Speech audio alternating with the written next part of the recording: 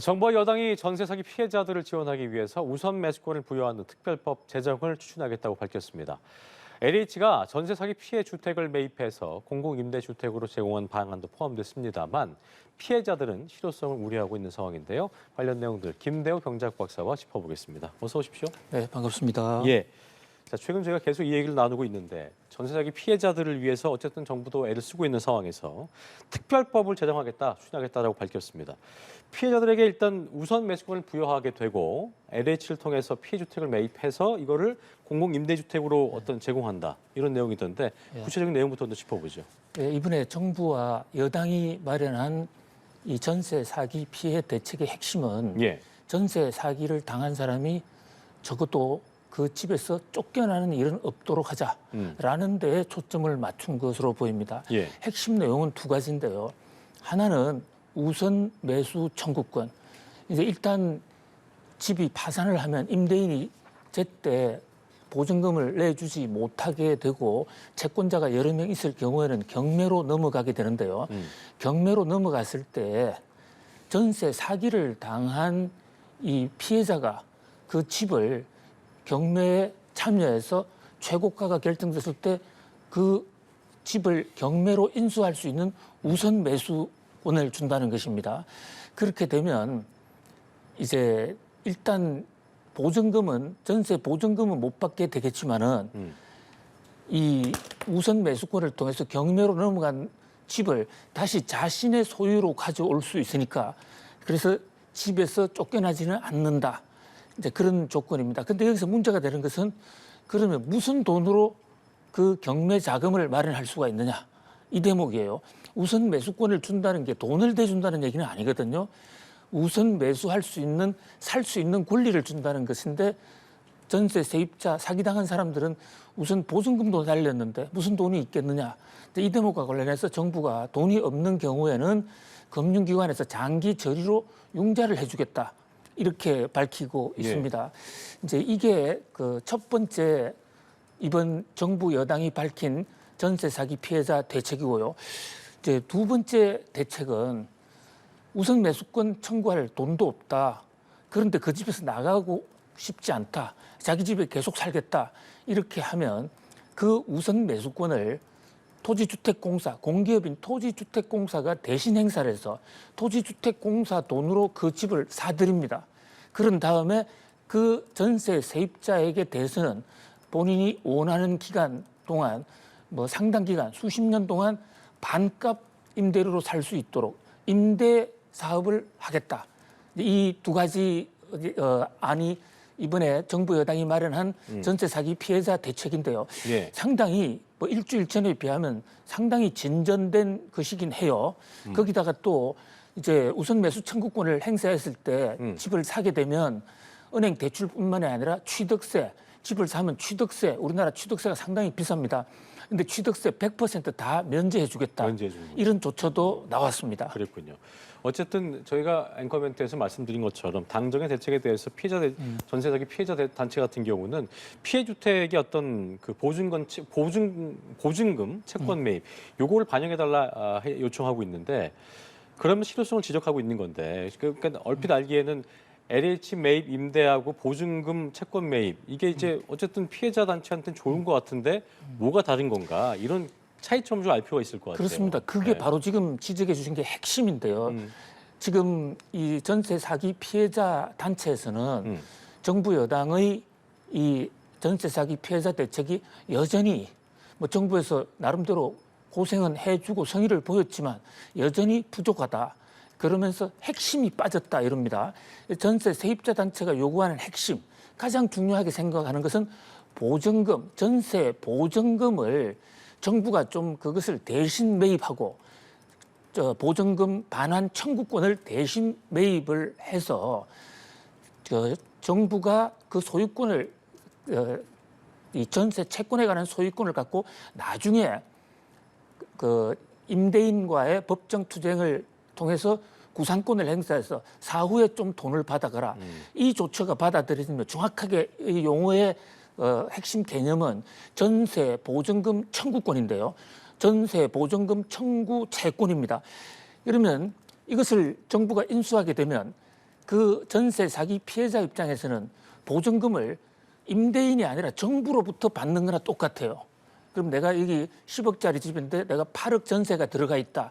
그러면 정부가 이 세입자의 피해를 당한 세입자한테 내가 그 보증금 반환할 수 있는 권리를 사겠다. 그러면 8억이라는 돈을 세입자에게 내줍니다. 그러면 세입자는 8억 받고 나가면 되는 거예요. 그럼 일단 8억이라는 돈에 정부 지출이 있지 않습니까? 그 8억이라는 돈의 정부 지출은 정부가 사후에 임대인을 상대로 이제 투쟁을 해서 받아낸다. 이거거든요. 이것이 이제 세입자들이 요구하는 가장 중요한 피해 대책입니다. 그런데 이 대목에 대해서 정부 여당은 대부분의 집들의 경우에 이제 이 그 보증금 매수 청구권을 샀을 경우에 그 돈은 현재 대부분 임대인이 파산한 상태이기 때문에 그 돈을 구상권을 행사해도 받을 수가 없는 돈이에요. 그러니까 정부가 이 보증금 청구권을 대신 사줬을 경우에는 결국 정부 예산이 나가게 되는데 원희룡 국토부 장관 같은 경우에도 그 전례가 없을 뿐만 아니라 국민들이 과연 동의하겠느냐. 사기당한 사람의 피해를 정부가 대신 물어주고 그 피해를 올고지 정부가 지라. 이것은 법 논리에 맞지 않다. 예. 이렇게 주장을 하고 있습니다. 반면에 야당에서는 임대인들에게, 임차인들에게 보증금을 정부가 좀 대신 매수를 해줘서 그 피해를 좀 벗어날 수 있게 해주라. 이게 지금 현재 민주당의 주장이거든요. 예. 그래서 지난주에 이 전세 사기 대책의 당정 3당 여야 3당의 정책위원장 회의가 있었습니다. 그 당시에도 바로 이 우선 매수권이라든지 매입 임대에 대한 합의가 이루어졌는데 바로 이 전세 보증금 반환 청구권 매입 이것은 합의가 안 됐거든요. 여전히 지금 합의가 안 된 상태로 국회에서 당분간 더 논란이 될 것으로 보입니다. 어쨌든 뭐 그 피해를 입은 입장에서는 이 돈을 최대한 뭐 보장 받으면서 예. 그 피해를 덜 받아야 되는 부분인데 국가 입장에서는 또 재원 마련이 그렇습니다. 필요한 부분이기 예. 때문에 이 부분에 대한 간격을 좀 좁히기 위해서 애를 좀 써야 될 것 같고. 자, 그리고 이런 전세 사기, 그러니까 전세 보증금을 돌려받지 못한 보증 사고 규모가 올해 1분기 역대 최대치 기록했다고 하는데 예. 사실 전세를 맡기면 그 보증금을 받지 못할 거라는 생각은 잘 하지 않잖아요. 우리나라 예. 입장에선. 예. 근데 이제 이게 굉장히 많다고 하고 보니까 전체 주택 보증 사고 절반이 집주인 한 명인데 세입자는 7가구에서 10가구다. 이게 예. 상당히 좀 기형적으로 보이기도 하고 좀 이상해 보이긴 하는데 예. 이게 어떤 의미라고 해야 됩니까? 예, 지금 전세 사기를 당해서 쫓겨나는 길거리에 나앉게 된 그런 피해자들이 속출하고 있는데요. 사실 전세 사기 피해자보다도 이 못지않게 또 하나의 지금 폭탄이 다가오고 있습니다. 그것은 어떤 겁니까? 사기를 치지 않았다고 하더라도 정상적인 거래라고 하더라도 전세 가격이 떨어지기 때문에 만기가 됐을 때 세입자가 나가겠습니다. 보증금 돌려주세요 했을 때 우리나라 대부분 현재 전세 실정이 본인이 집에 돈을 갖고 있지는 않거든요. 그걸 따로 뭐 좀 돌린다거나 재테크한다거나 그렇습니다. 그런 경우도 이미 있죠. 썼던 선거가 그렇죠. 거의 대부분입니다. 사용한다거나. 그러면 새로 세입자로 들어올 사람을 찾아서 그 사람이 내는 전세금을 돌려주는 그렇죠. 그런 형태가 거의 대부분이거든요. 그런데 지금 전세가 사기가 터지다 보니까 사람들이 전세를 잘 들어가려고 하지도 않고 또 전세값이 많이 떨어졌어요. 그러니까 사기를 칠 의사가 전혀 없었던 집주인이라 하더라도 돈을 돌려줄 돈이 없는 겁니다. 그렇게 되면 또 이 경우에 세입자들이 제때 돈을 못 받으니까 그렇습니다. 다른 데로 이동할 수 없는 그 피해, 이게 바로 이제 갭 투자로 인한 피해인데요. 이제 이게 아파트나 그 단독주택 주거 형태별로 큰 차이가 있는 거예요. 예. 이 대목도 좀 예의주시해 볼 필요가 있습니다. 현재 가장 많은 전세금 보증 사고, 보증금을 제때 못 받는 사고가 생기는 게 다 가구 주택입니다. 다가구 주택. 예. 예. 우리가 흔히 길거리 다니다 보면 빌라 이러는데 빌라라는 용어는 주택법상의 용어가 아닙니다. 그냥 소구일 뿐입니다. 사실 미국이나 유럽에서 빌라는 아주 별장, 장원, 엄청난 큰 저택을 빌라라고 그래요. 호화저택을 얘기하죠. 근데 우리나라는 여러 사람이 몰려 사는 한 주택인데 여러 사람이 몰려 사는 것을 이제 빌라라고 흔히 하는데 빌라 중에서도 가장 이 주거 형태가 열악한 곳이 바로 다가구 주택인데요. 다가구 주택인데요. 다가구 주택은 집은 한 채인데 그 안에 여러 가구가 어떤 방 한 칸씩에서 따로 살고 있는 이게 다가구 주택이에요. 근데 다가구 주택의 경우에는 그야말로 방 하나 단위로 전부 다 이 임대차 계약을 따로 맺고 거래를 하다 보니까 여기서 주인이 나쁜 마음을 먹거나 주인이 파산하게 되면 한 사람이 파산하게 되면 그 다가구 주택에 들어와 있던 10명이 다 같이 보증금을 제때 못 받거든요. 그런 문제가 있고요. 또 하나는 저 다가구 주택에 임대로 들어오는 사람들이 다가구 주택은 이게 정형화되어 있지 않기 때문에 실제 전세가 얼마인지 시장 가치가 얼마인지를 잘 알 수가 없습니다. 예. 그러다 보니까 급한 사람들은 실제 가치가 예를 들어서 1억밖에 안 되는데도 불구하고 2억, 3억을 내고 들어오면 그러면 임대인 입장에서 이게 집값보다 훨씬 더 많은 전세금이 들어왔다 이러면 딴 마음을 먹을 수가 있는 그냥 내 파산해버리자 하는 생각이 들 수가 있거든요. 예. 바로 그래서 다가구 주택에 가장 많은 지금 전세 보증금 돌려받지 못하는 사고가 터지고 있고요. 예. 자, 다가구보다 조금 더 나은 근로 여건이 그 거주 여건이 다세대 주택입니다. 다세대 주택은 4층 이하로서 공동 주택이기도 하고 집이 분리돼 있어요. 1층, 2층, 3층, 4층 다 분리돼 있고 주인이 다 다릅니다. 예. 주인이 다른데 이것은 이제 그 4층이 안 되는 소규모 어떤 복합주택, 공동주택을 다세대 주택이라고 하는데 다세대 주택이 다가구 주택 다음으로 또 전세 보증금 사기 사건이 많습니다. 그다음에 연립주택이거든요. 연립주택은 다세주택하고 똑같은데 660제곱미터라 조금 큰 연립입니다. 거기서 사건이 많이 나고 있습니다. 그리고 아파트가 상대적으로 다세대 다가구를 포함한 거하고 비교해 볼 때 아파트는 상대적으로 사고가 적어요. 그것은 전국에 아파트가 많음에도 불구하고 가격이 표준화되어 있기 때문에 들어갈 때 시세를 알 수 있기 때문에 이렇게 그렇군요. 분석이 됩니다. 어쨌든 이 다가구 주택이나 다세대 주택을 구입하거나 할 때는 계약할 때는 꼼꼼히 더 그런 부분을 살펴야 된다는 걸 저희가 좀 확인할 수 있겠네요. 그렇습니다. 정부가 국토교통부가 네네네. 이번에도 그 빌라 그러니까 그렇죠. 다세대 네. 다가구 등에 대해서 그 가격을 예. 상당히 소상하게 알리는 앱도 마련했습니다. 알겠습니다. 자, 그리고 이 주제를 좀 살펴보죠. 정부가 오늘부터 저희가 앞서 보도로도 전해드렸습니다만 오늘부터 수출 절차 간소화 혜택을 주는 이른바 화이트리스트에 일본을 돌려 넣었는데 일단 양국 간 수출 규제 갈등이 좀 일단락되는 모습으로 좀 보입니다. 그렇습니다. 이 화이트 리스트라는 것은요, 블랙 리스트 반대말이거든요. 예. 블랙 리스트는 누군가에게 차별을 주기 위한 거. 네. 이런 건데 화이트 리스트는 누군가에게 특혜를 주기 위한 거. 네.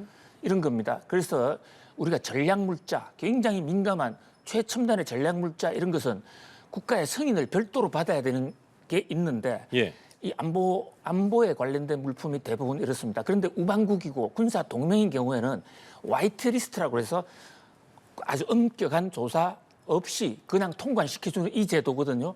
요게 3년 반 전에 한국과 일본 간에 이른바 그 강제징용 문제로 어떤 외교 마찰이 생겼을 때 일본이 먼저 한국에 대해서 화이트리스트 대상에서 제외시켜 버렸습니다. 예. 그래서 우리가 일본에서 전략물자 사오는데 굉장히 고통을 받았습니다. 그러자 우리 정부도 우리나라에 전략물자 파는 것은 일본 기업에 혜택을 안 주겠다. 이래서 두 나라가 화이트리스트에 빠져 있거든요. 이것을 우리 정부가 일본을 상대로 오늘 이제 고시를 했습니다. 일본에 수출하는 우리 전략물자는 화이트리스트 대접을 해서 아주 편하게 아주 간단한 요식 행위만으로 수출할 수 있도록 하겠다. 예. 그런데 일본은 한국에 대해서 아직도 한국을 화이트리스트로 지금 회복시키지 않고 있거든요. 그거는 안 됐죠 아직. 예. 예. 이 대목과 관련해서 한국이 특혜를 베풀어 주고 한국이 배를 했는데 일본은 안 하는 거 아닌가 이런 일각의 우려가 있어요. 그러나 이것은 우려일 뿐이고요. 현재 일본의 절차가 한국과는 좀 다르기 때문에 예. 우리가 할 수 있는 절차보다 일본은 가기를 통해 거쳐야 되기 때문에 조금 길어집니다. 지난번에 윤석열 대통령과 기시다 총리가 합의를 한 사안이기 때문에 일본도 조만간 한국을 화이트리스트로 다시 복귀시킬 것으로 보이고요. 그렇게 되면 징용 문제로 해서 야기된 두 나라 간의 통상 마찰 이것은 이제 완전히 사라지고 다시 경제적 어떤 우방으로 컴백을 할 수 있게 되는 그런 기대를 해봅니다. 그렇군요. 자, 그런가 하면 정부가 러시아와 벨라루스를 대상으로는 전략물자 수출 통제를 강화하기로 했는데 이건 어떤 배경입니까? 그렇습니다. 오늘 산업자원부가 바로 이 대외 전략 수출 물자 예. 일본에 대해서 화이트리스트로 복귀를 시키면서 함께 발표한 내용인데요. 러시아와 벨라루스는 러시아의 가까운 우방이고 지금 우크라이나의 그 공격에 대해서 예. 러시아와 보조를 함께 하고 있는 나라인데요. 여기에 나가는 반도체라든지 각종 첨단 제품 여기에 대해서 러시아의 통관, 벨라루스에 대한 통관을 아주 강력히 규제하는 그리고 일부 품목은 무기 활용 가능성이 있다고 아예 금지를 했습니다. 그래서 예. 우크라이나에 대한 경제 보복을 하는 선진국의 미국 등 선진국의 보조와 맞춘다는 그런 취지로 보여집니다. 알겠습니다. 자, 그리고 주가가 이제 급등해서 그렇게 되면 시장 경보 조치를 받게 되는데 이런 종목이 지금 뭐 주식시장에서 늘고 있다고 하던데 특히 코스닥 시장이 과열 조짐을 보이고 있다고 합니다.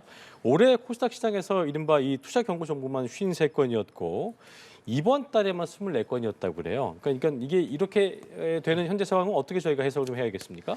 예, 지금 올해 들어서 정권 시장이 상당히 호조를 보이고 있습니다. 좋게 네. 보면 호조고 조금 일각에서 보면 좀 과열 양상이 아닌가라는 지적도 나오는데요. 예. 그것은 특히 이 코스닥에 투자를 한 대부분이 상당수가 자기 돈이 아닌 그 정권사에서 돈을 빌려서 투자를 하고 있는데 네네. 지금 상당수의 정권사들은 대출 한도가 다 소진돼 버렸습니다. 그리고 일부 이제 종목, 코스닥의 일부 종목은 너무 많이 돈이 들어왔는데 돈 들어오는 것 자체를 뭐 우리가 문제 삼을 수는 없지만 그게 대부분이 신용대출이고 또 빚투다. 이래서 이럴 때 일정 요건에 과열이 심하면 경고등을 발동하게 되는데 벌써 올해 들어서 54회사가 저 경고등이 발동이 됐거든요. 네. 자, 이 주식도 마찬가지입니다. 부동산 다 똑같습니다. 너무 과열하면 그 다음에 급격히 경착륙할 가능성이 있습니다. 그 가능성이 그렇기 있죠. 때문에 서서히 오르고 안정적으로 내려가는 이 연착륙 기조를 가야 된다. 그런 면에서 금융당국과 정권거래소에 지금 비상이 걸려 있는 그런 상태입니다. 알겠습니다. 여기까지 경제읽기 김대호 경제학박사와 함께했습니다. 오늘 말씀 고맙습니다. 고맙습니다.